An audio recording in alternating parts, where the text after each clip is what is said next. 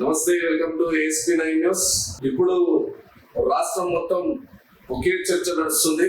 ఆ చర్చ ఏమిటంటే తెలంగాణకు సంబంధించి ముఖ్యమంత్రులు ఎవరైతే మెయిన్ లీడర్లు వచ్చేసి ప్రతి ఒక్కరు ఢిల్లీలోనే పాగా వేశారు.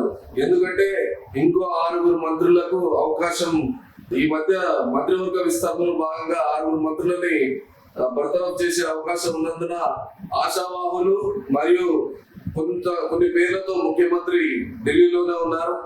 అసలు ఎవరికి మంత్రి పదవి వహించనుంది? చాలా మంది ఆశావాహులు ఢిల్లీలోనే మా పావులు కడుతున్నారు. ఎవరికైతే ఈసారి మంత్రి పదవి ఖచ్చితంగా మాకే వహించనుందని కొంతమంది ఆశాభావం వ్యక్తం చేస్తున్నారు. ఇంకొంతమంది ఎవరి కోణాల్లో వాళ్ళు తమకు మంత్రి పదవి వస్తుందని ఆశాభావం వ్యక్తం చేస్తున్నారు. అయితే ఎవరికి మంత్రి పదవి రానుంది? కొన్ని సామాజిక, కొన్ని రాజకీయ కారణాలు, కొన్ని జిల్లాల పరంగా దృష్ట్యా ఎవరికి రానుందనేది కొంత మనము ఇచ్చేసే ప్రయత్నం చేద్దాం. తెలంగాణలో మరో 6 మంత్రుల్లో ఇప్పటికీ దాదాపు ఉమ్మడి 6 జిల్లాలకు సంబంధించి మంత్రివర్గంలో చోటు దక్కింది. మరో ఉమ్మడి 4 జిల్లాలకు మంత్రి పదవికి అవకాశం దక్కలేదు. కాబట్టి ఖచ్చితంగా ఆయా జిల్లాల నుండి ఖచ్చితంగా మంత్రి పదవి ఇవ్వాల్సింది. కాబట్టి ఖచ్చితంగా ఈ 4 జిల్లాలు వచ్చేసి ఆదిలాబాద్ 1, నిజామాబాద్ 2, రంగారెడ్డి 3, హైదరాబాద్ 4. ఈ 4 జిల్లాలంటే ఖచ్చితంగా మంత్రి పదవులు ఇవ్వాల్సిందే. కాబట్టి ఒక 4 పోయినప్పటికీ ఇంకా 2 మంత్రి పదవులు ఖచ్చితంగా మిగులుతాయి. ఆ 2 మంత్రి పదవులు ఎవరికి వస్తున్నాయో చూద్దాం. ఆదిలాబాద్కి వెళ్ళి ఇప్పుడు అందరూ అనుకుంటున్నట్టుగానే ప్రొఫెసర్ కోదండరాం, ఏదైతే తెలంగాణ జనసమితి అధ్యక్షులు ఉన్నారో ప్రొఫెసర్ కోదండరాం గారు మొన్న జరిగినటువంటి స్థానిక ఎలక్షన్స్ లో కానీ, పార్లమెంటరీ ఎలక్షన్ లో కానీ కాంగ్రెస్ పార్టీకి తెలియజేసింది కాబట్టి తమ మద్దతు తెలియజేయడం జరిగింది. కాబట్టి ఖచ్చితంగా కోదండరాం గారికి మంత్రి పదవి దక్కే అవకాశాలు ఉన్నాయి. మొన్ననే ఆయనని ఎమ్మెల్సీ గౌరవించినటువంటి కాంగ్రెస్ అధిష్టానం ఈసారి మంత్రి పదవి ఖచ్చితంగా ఇచ్చే అవకాశం ఉందని తెలుస్తుంది.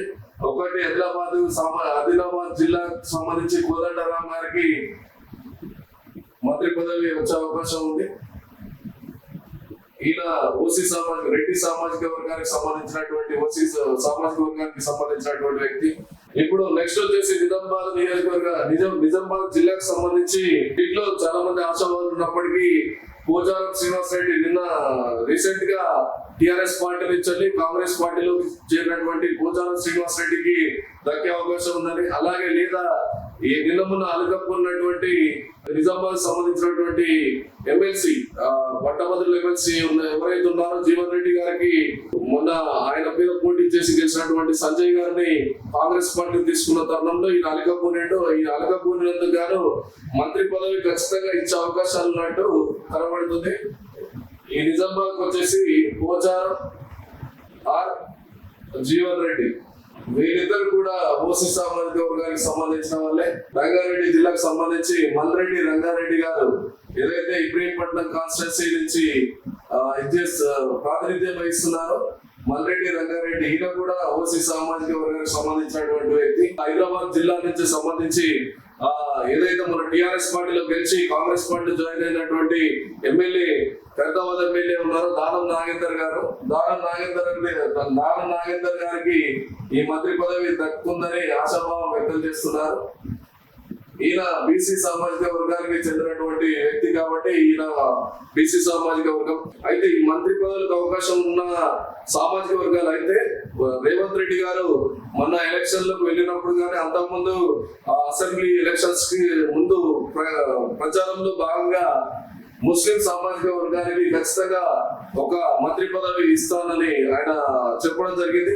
అయితే ఆ కోణంలో చూసుకున్నట్టయితే ముస్లిం సామాజిక వర్గానికి చెందిన వ్యక్తుల్లో చూసుకున్నట్టయితే సీఎం రేవంత్ రెడ్డి గారు రెండు చోట్ల నుంచి పోటీ చేయడం జరిగింది. ఒకటి కొడంగల్, నిజామాబాద్ నుంచి కామారెడ్డి నుంచి పోటీ చేయడం జరిగింది. అయితే కామారెడ్డి నుంచి వెళ్ళి తన సీటుని రేవంత్ రెడ్డి గారికి వదిలేసుకున్నటువంటి షబ్బీర్ అలీ గారికి మంత్రి పదవి దక్కుతుంది అనే అవకాశాలు ఎక్కువగా కనిపిస్తున్నాయి. ఇక్కడ వచ్చేసి షబ్బీర్ అలీ గారికి ఎక్కువగా వినపడుతుంది. తన వీర విధేయ భక్తుడిలాగా ఉన్నటువంటి పార్టీకి అనునిత్యం ఒక స్పోక్స్ పర్సన్ లా ఉన్నటువంటి నాపల్లికి సంబంధించినటువంటి కాంగ్రెస్ పార్టీ అభ్యర్థి ఫిరోజ్ ఖాన్ కి అవకాశం ఉన్నట్టుగా తెలుస్తుంది. ఫిరోజ్ ఖాన్ ఈ ఇద్దరిలో ఒకరికి మంత్రి పదవి వరించే అవకాశం ఉంది.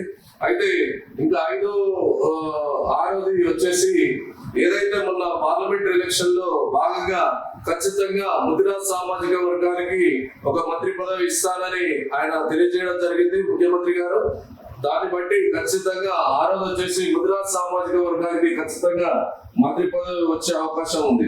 ఫైనల్ గా వచ్చేసి మరొకసారి చెప్పే ప్రయత్నం చేద్దాం. ఈ 6 మంత్రుల్లో ఆదిలాబాద్ 4 జిల్లాలకు సంబంధించి మంత్రి పదవి ప్రాతినిధ్యం లేదు కాబట్టి ఖచ్చితంగా ఈ 4 ఉమ్మడి జిల్లాల్లో ఆదిలాబాద్ ఒకటి, నిజామాబాద్ ఒకటి, రంగారెడ్డి ఒకటి, హైదరాబాద్ ఒక్కొక్కటి మంత్రి పదవి ఖచ్చితంగా ఇవ్వాల్సిందే. కాబట్టి ఆదిలాబాద్ నుంచి దాదాపుగా కోదండరాం గారికి ఇచ్చే అవకాశం ఉంది, నిజామాబాద్ నుంచి పోచారం శ్రీనివాస్ రెడ్డికి లేదంటే జీవన్ రెడ్డి గారికి ఇచ్చే అవకాశం ఉంది, రంగారెడ్డి నుంచి మల్రెడ్డి రంగారెడ్డి గారికి ఎక్కువగా ఆ అవకాశాలు ఎక్కువగా ఉన్నాయి. అయితే హైదరాబాద్ నుండి దారం నాగేందర్ గారికి ఎక్కువ అవకాశాలు ఉన్నాయి. ముస్లిం అంటే ప్రచారంలో భాగంగా ముస్లిం సామాజిక వర్గానికి ఒక ప్రాతినిధ్యం ఇస్తానని మంత్రి పదవి ఇస్తానని తెలియజేయడం జరిగింది. కాబట్టి ముస్లిం సామాజిక వర్గానికి సంబంధించి తన కామారెడ్డి సీటుని ముఖ్యమంత్రి గారికి వదిలేసుకున్నటువంటి షబ్బీర్ అలీ గారికి లేదంటే పార్టీకి ఎప్పటికప్పుడు సోషల్ మీడియాలో కానీ పార్టీకి ఎప్పుడప్పుడు స్పోక్స్ పర్సన్ గా ఉన్నటువంటి ఫిరోజ్ ఖాన్ గారికి మంత్రి పదవి వచ్చే అవకాశం ఉంది. 6వ మంత్రి పదవి వచ్చి ఖచ్చితంగా ముదిరాజ్ సామాజిక వర్గానికి ఒక మంత్రి పదవి ఇస్తా అన్నారు కాబట్టి ఖచ్చితంగా ముదిరాజ్ సామాజిక వర్గానికి ఒకటి మంత్రి పదవి ఇవ్వాల్సిందే. కాబట్టి దాంట్లో భాగంగా వాకిటి శ్రీహరి గారికి ఏదైతే భక్తులు ఎమ్మెల్యే ఉన్నాడో వాకిటి శ్రీహరి గారికి వచ్చే అవకాశం ఉంది. రేవంత్ రెడ్డి గారు మాట ఇచ్చున్నారు, ఏదైతే భువనగిరి పార్లమెంట్ నియోజకవర్గంలో ఖచ్చితంగా గెలిపించినట్లయితే కోమటిరెడ్డి రాజగోపాల్ రెడ్డి మున్మూడు ఎమ్మెల్యే గారికి కూడా ఖచ్చితంగా మంత్రి పదవి ఇస్తారని వారు చెప్పడం జరిగింది.